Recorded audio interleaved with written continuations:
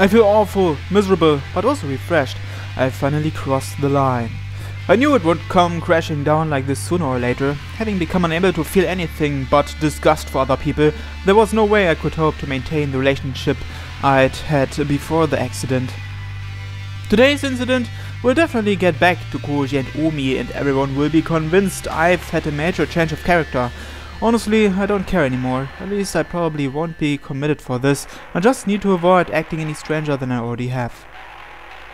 If this puts a rift between me and the others, good. The thought of all the stress I'll avoid brings a smile to my lips. I'm fed up with them sticking their noses into my life. It's like they don't care that they make my gut turn just by being near me.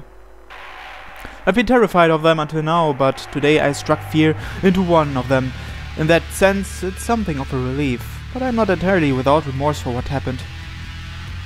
The person I just demolished with a verbal equivalent of a nuclear bomb used to be my friend Yo. Even if my senses don't believe it, my mind accepts the theory. I don't have any particular grudge against Yo herself, and I didn't want to hurt her.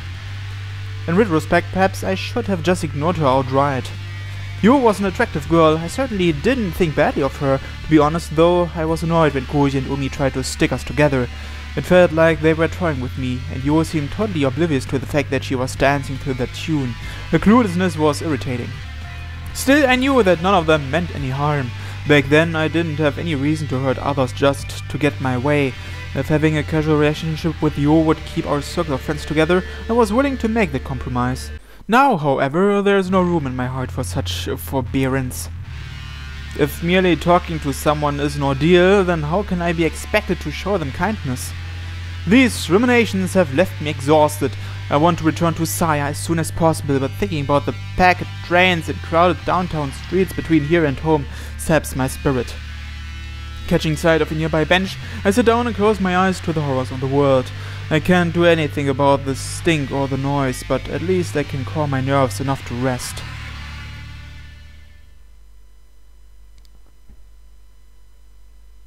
When I regained consciousness in the T-University hospital ward, the world was as dark as it is now. I had not yet recovered my sight, even though my eyes and optical nerves were undamaged. I guess this is right after the accident. It must have been an after effect of the accident. Blindness was a shock, but now I know that my suffering then was nothing. After all, my senses of hearing, touch, taste and smell were all fine at the time. The real horror began when my sight returned. Yeah. The one small mercy was that I was able to come to terms with the accident and my neurosurgery while still blind. I panicked when I first saw the nightmarish hospital and the blood-curdling shapes of the doctors and nurses, but I soon guessed the cause. It chills me to think of what might have happened if I had recovered my sight along with my consciousness. Suddenly awakening in what can only be described as hell, I would no doubt have lost my mind instantly. Soon my disorder spread to the sense of touch, taste and smell. As it turns out, sight exerts tremendous influence over the other four senses. The taste of my food, the feel of my bed sheets, the fragrance of my get-well flowers all became as unbearably foul as my eyes said they should be. Eventually, when even the doctor's voices became unrecognizable as human, I decided to kill myself. I didn't believe for a second that I could live in this new world. At least not until I met Saya. One night, while thinking of a painless way to die, I found myself succumbing to sleep. Drifting between the nightmares in my dreams and the nightmare of reality, I didn't notice her enter my room. The next thing I knew, there was a face staring down at me from next to my bed. The face was not covered in pus or slime or earthworm-like feelers. It had smooth white cheeks, round eyes, a lovely little nose, all things I had never expected to see again. The face was that of a girl, undeniably human and positively glowing with beauty. I sighed in admiration, savoring the first peace and joy since regaining my sight. She had not expected such a reaction, apparently. Why would he be afraid of you? She asked. Looking at the clock, I saw that it was exactly 3 in the morning. No time for a young girl to be alone in the hospital. Perhaps she expected me to mistake her for a ghost. But I would not have cared if she had been a ghost. Either way, she was a godsend. なぜここに？私はさや。パパのこと探しに来たの。I assumed that she was the daughter of a late shift doctor or another patient. It was unusual but not unthinkable for such a girl to be wandering around the hospital. あなた、怖がらないんじゃつまらない。Why would he be scared? ちょっと。I cried, desperate to keep her from leaving. It was only after she turned around that I realized I hadn't thought of what to say next. 何？ Her beautiful eyes drew me in, healing my soul to its core. Through the white haze clouding my mind, I struggled to form a coherent sentence. 女の子にお願いしていいことじゃないんだが、今君にしか頼めない。No longer concerned with propriety, I let the words come as they willed. 手を握らせてもらえないだろうか。Saya looked confused at first, but then she smiled like she just found a new toy. Her smile was brighter than my memories of the sun. 変な人。そんなこと言い出したの、あなたが初めて。She said, holding out her slender white hand. Ever so carefully, as though catching snowflakes, I placed my palm against hers. I could feel her human warmth and the softness of her delicate fingers. She was there, just beyond the palm of my hand. Thinking back on the joyful tears I shed then, I know that this is the moment I was saved from my fate. この半月の間に初めて人に触れた。人だと感じられる体に。はあ？他の人じゃダメなんだ。僕事故に遭ってその後遺症らしいんだけど、人が人の姿に見えないんだよ。本当に不思議な人。あなたって面白い。明日の夜もまた来ていい？ She said, winding her fingers gently around mine. あ、そりゃもういいのかい？君はそんなことをして。Dangerous? 大丈夫よ。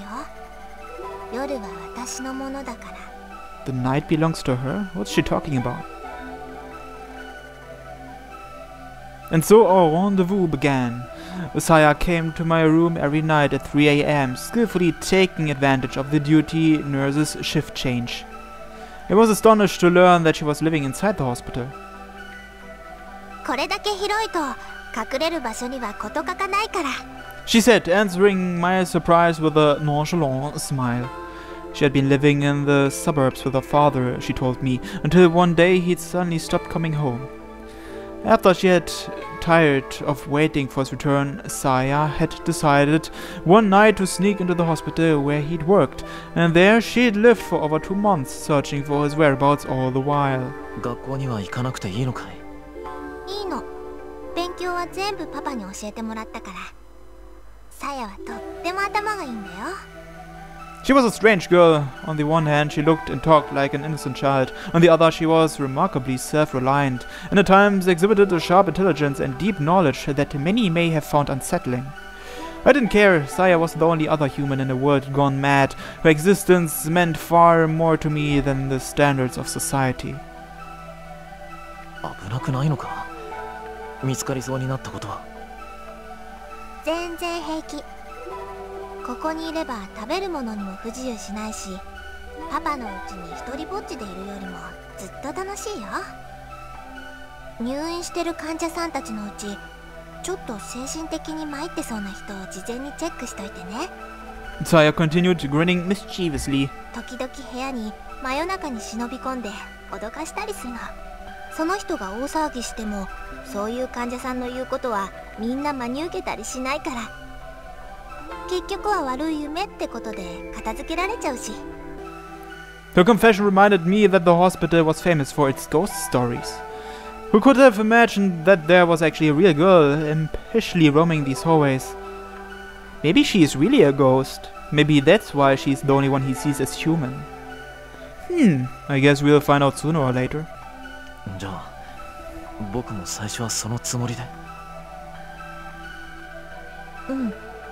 ごめんね。怒った？ While her pranks were hardly praiseworthy, I couldn't bring myself to scold her for the very thing that had brought us together. もうやらない方がいい。その代わり、夜は僕の話し相手になってくれないか？さやもその方が楽しい。Ugh. With extreme care, I was able to conceal my sensory disorder. It was glaring obvious that the doctors had no way to cure me, and the fact that I had undergone a still experimental procedure made me even more cautious. As a medical student, it was easy for me to imagine how the doctors would react if they discovered that I was exhibiting such unusual side effects. I was not about to become a guinea pig, a mere specimen to be examined with clinical detachment. And so I hid my discomfort and loathing behind a mask of normalcy, convincing the doctors that any signs of stress were merely a result of hospitalization. Saya was my support. Looking forward to her nightly visits gave me the strength to endure my daily torture. Hope can make an enormous difference in a patient's progress. With the aid of my secret nurse, I recovered at a pace that left the doctors stunned. On the last night before my release, I summoned my courage and asked her, 君はこれからもずっとこの病院に居続けるのかい？うん。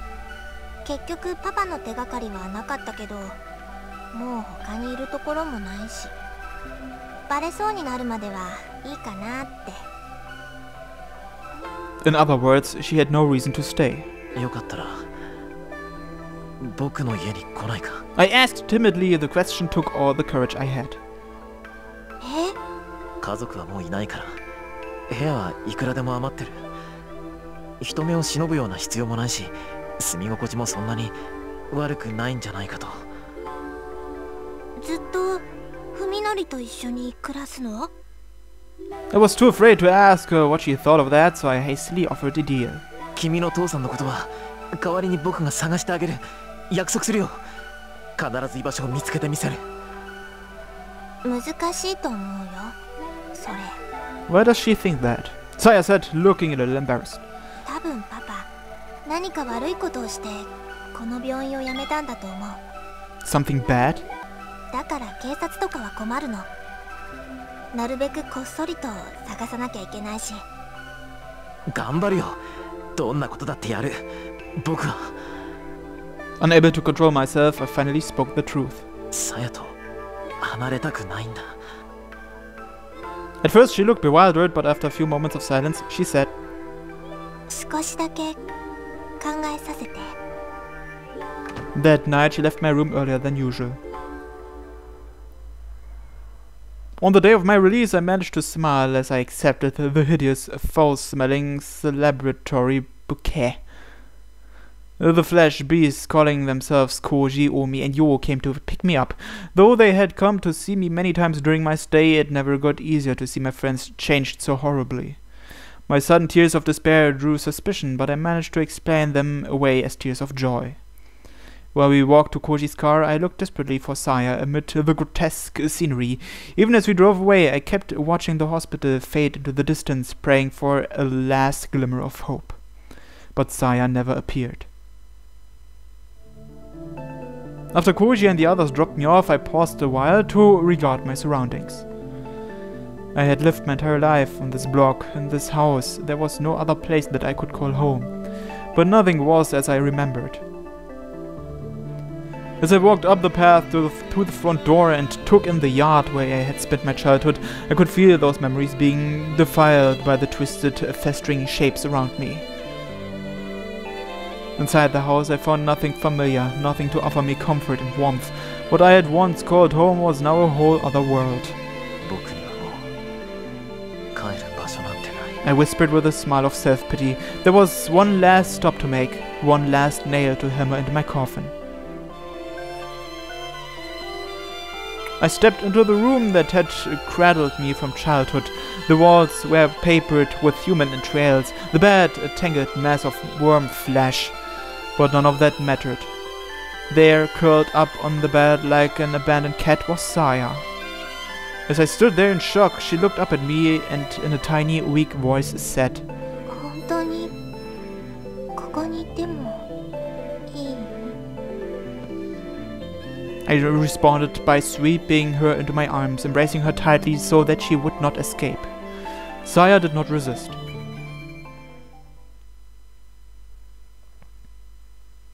So that's what his house normally looks like. When she arrives at the Sakisaka house, Umi first takes a deep breath to calm herself. Her anger does not vanish entirely, of course, but at least now she can hear herself think. While waiting for a response from the intercom, she looks over the patch of yard that she can see from outside the gate. Even Umi is normally one to complain about other people's housekeeping, but this is going too far. The grass is growing wild and there are piles of dead leaves scattered everywhere. It doesn't just look untended, it looks like an uninhabited ruin. It's still light out, but every window has its storm shutters tightly sealed. Umi guesses that they've been closed since morning. What kind of life is Fuminori leading? Even if he is living alone, he can neglect his housework forever. And is it just her imagination, or does something stink like rotten meat? It couldn't be coming from the yard, could it? There's still no response, so she presses the buzzer a second time, and a third, and a fourth. Finally, after this has gone on for over 10 minutes, Umi loses her patience and opens the cover of the intercom. As she expected, the power has been disconnected. Perhaps Fuminori has a good reason for shutting out the world, but Umi can only see it as a lack of respect for others. Her anger rekindled, she pushes the gate open and stomps through the yard to the front door. Given the state of his intercom, she doubts that Fuminori will respond to a knock, so Umi decides to simply open the door and go in shouting, and if the door is locked, she'll just have to. Surprisingly, the doorknob turns easily in her hand, and the enraged Umi finds herself throwing the door open wider than she intended. Her nostrils are instantly assaulted by a choking stench. Nani? As Umi stands petrified on the threshold, the cowbell hanging on the inside of the door chimes loudly. A moment later. What? Umi can't believe her ears. The voice she just heard could not have been human, yet its intonations were too complex for any animal she can imagine. Wait, was that Saya? There is no response. Instead, she hears the sound of something soft and wet flopping its way deeper into the house. Finding it difficult to place a meaningful image to the voice she just heard, Umi stares blankly at the empty vestibule. There's nothing there, not even Fuminori's shoes, which can only mean that he's still outside somewhere wearing them. The house should be empty. But then, what was that voice just now? Her anger has vanished as if it were never there. Nevertheless, Umi sets a foot into the hallway, leaving the door open so that the cowbell won't ring. The floor creaks, setting her nerves on edge. Umi herself isn't sure why she's acting like a burglar, but something tells her to make as little noise as possible. The potency of the stink inside the house makes the whiff she caught outside pale in comparison. It's sickening, like rotten fish guts. Has food been left to spoil in the kitchen? She hears a bubbling sound up ahead. Stepping gingerly on the creaking floorboards, Umi makes her way to the end of the hallway. She finds rooms to both sides of her, one lit, the other dark, and chooses to look into the lit room. It's the kitchen, lit by what must be the only window in the house not covered by a storm shutter. The sound she heard was the pot boiling on the stove, and on the chopping board next to it lie a butcher's knife and some half-diced carrots. A perfectly normal household scene with the light of the setting sun making everything the color of decomposing fruit. Something is wrong. Who was cooking here? And where did they go? Umi calls, regretting it immediately as she realizes that her voice is shaking. As her words echo vainly through the silent house, she begins to feel foolish and defenseless. Suddenly, she feels something cold seeping through her pantyhose. She timidly reaches down to touch her feet. Her fingertips come away, covered with a viscous, olive-green slime like the filthy water from a tank, long clogged with algae and dead fish. The whole floor is covered with it. It must be the source of the stench. Umi now wishes that she had worn her shoes inside, manners be damned. When she looks back ruefully the way she came, she realizes that her current position is not visible from the entrance. This kitchen must be where that strange voice came from. The next room is probably the den, as she expected from the closed storm shutters. It's pitch black inside. Umi wants nothing more than to flee this house, but that would mean turning her back to the darkness, and that she simply cannot bring herself to do. Moved by some irrational compulsion, Umi sets a foot into the den. It is too dark to see anything, and the stink is far worse than before.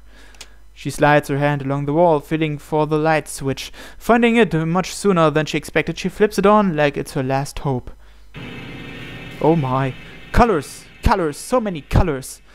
The purple of entrails, the brown of rotten meat, the crimson of fresh blood, the yellow of fat. These colors and more that cannot be described cover every inch of the room in maddening array.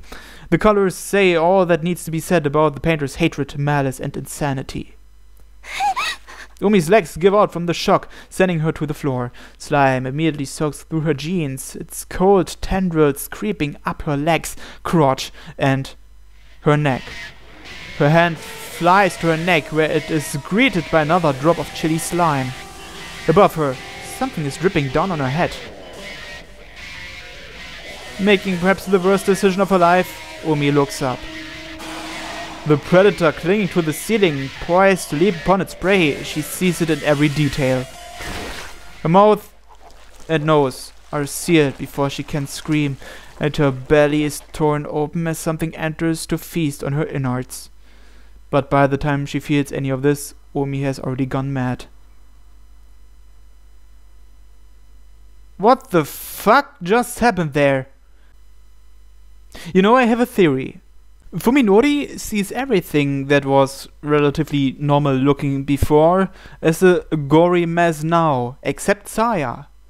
So maybe Saya is a gory mess in reality? Maybe we'll find out next time on Saya no Uta. Thanks for watching and have a nice day. Bye bye.